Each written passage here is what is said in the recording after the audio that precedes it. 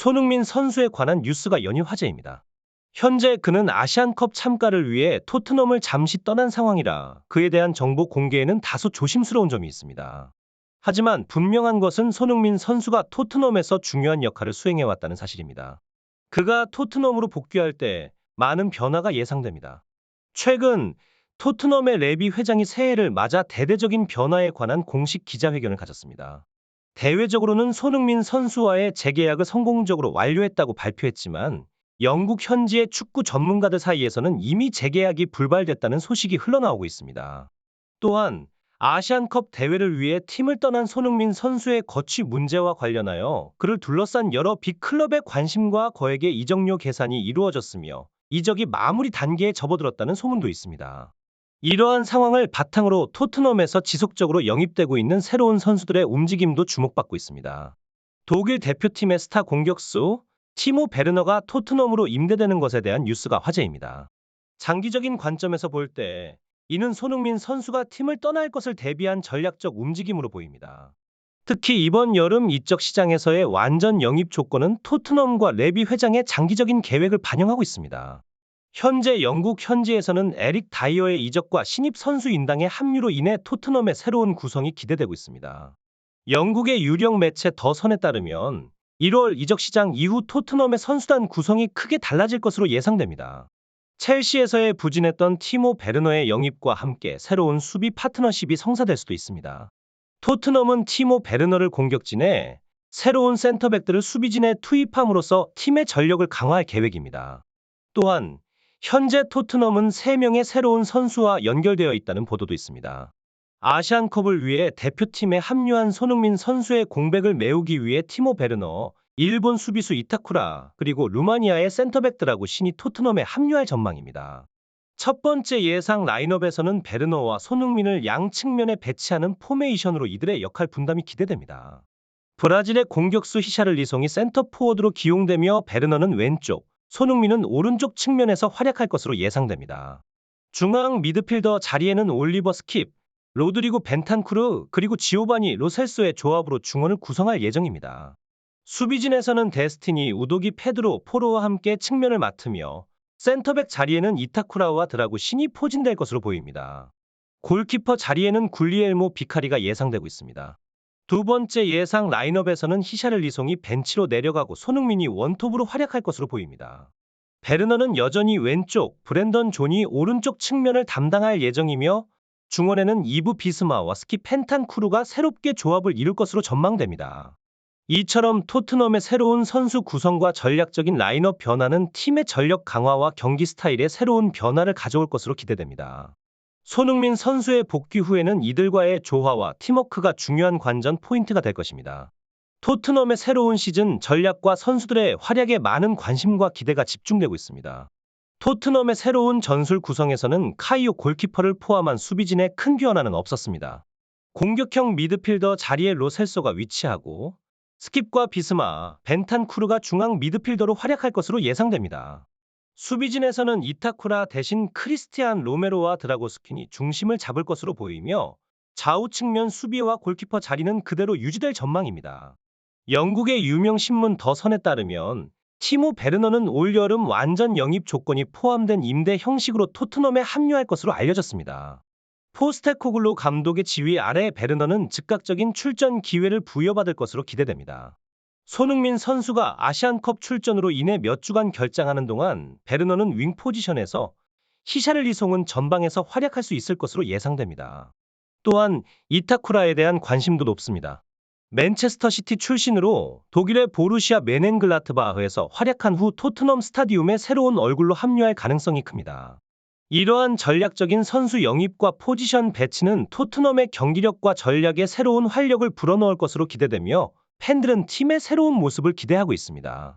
이번 시즌 토트넘의 변화된 전술과 선수들의 활약이 어떻게 펼쳐질지 많은 이들의 관심이 집중되고 있습니다.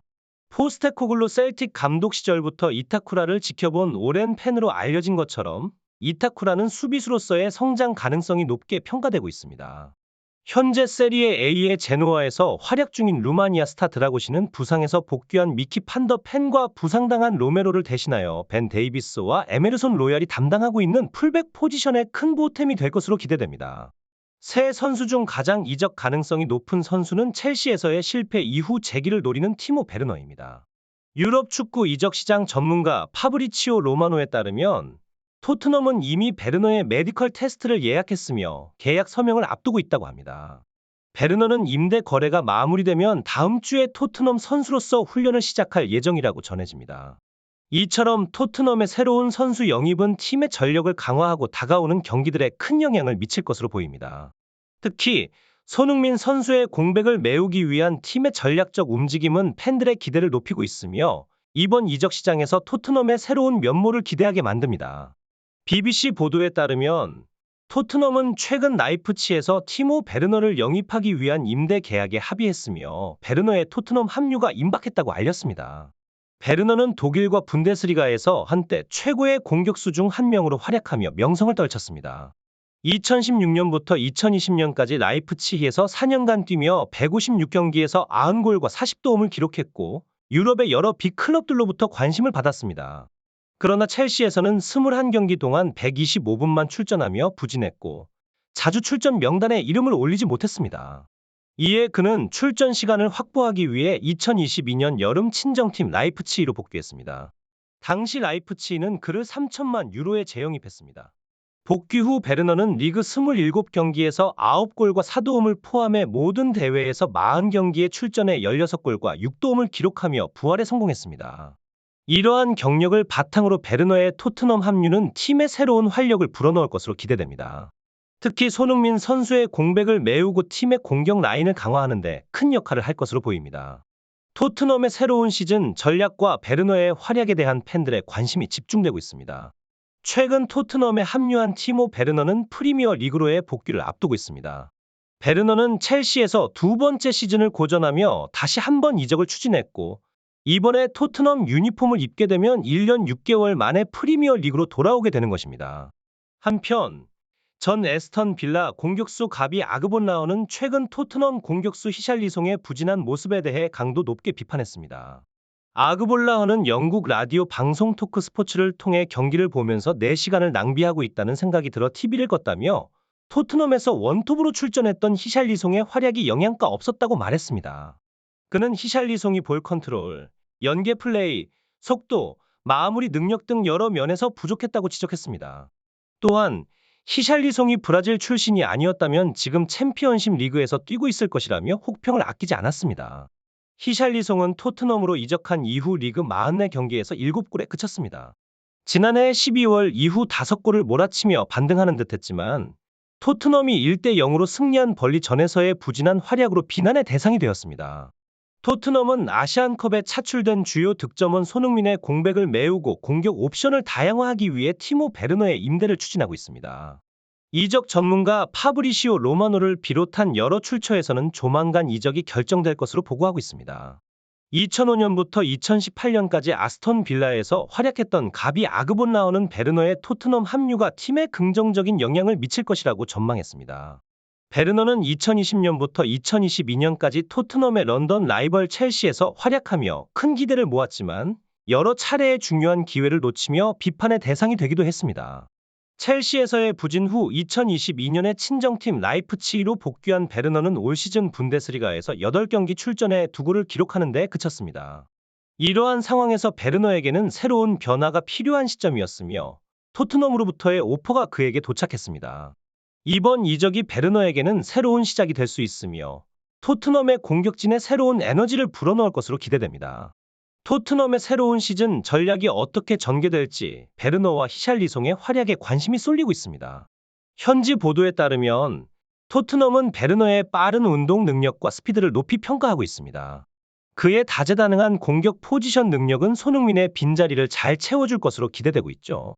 만약 베르너의 영입이 성사된다면 히샬리송과 적자의 포지션의 변화가 생길 것으로 예상됩니다. 이적 시장 전문가 파브리지오 로마노 기자에 따르면 베르너는 토트넘과의 합의에 매우 빠른 시간을 할애했다고 합니다.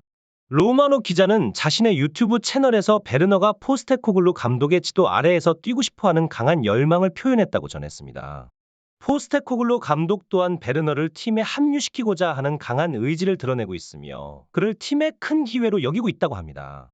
이미 팀은 이반 페리시치와 마누르 솔로몬의 부상으로 인해 공격 자원이 부족한 상황이었다고 지적했습니다. 이런 배경을 바탕으로 토트넘이 베르너를 영입하여 공격진을 강화하고자 하는 전략이 더욱 명확해지고 있습니다. 시청해 주셔서 감사합니다.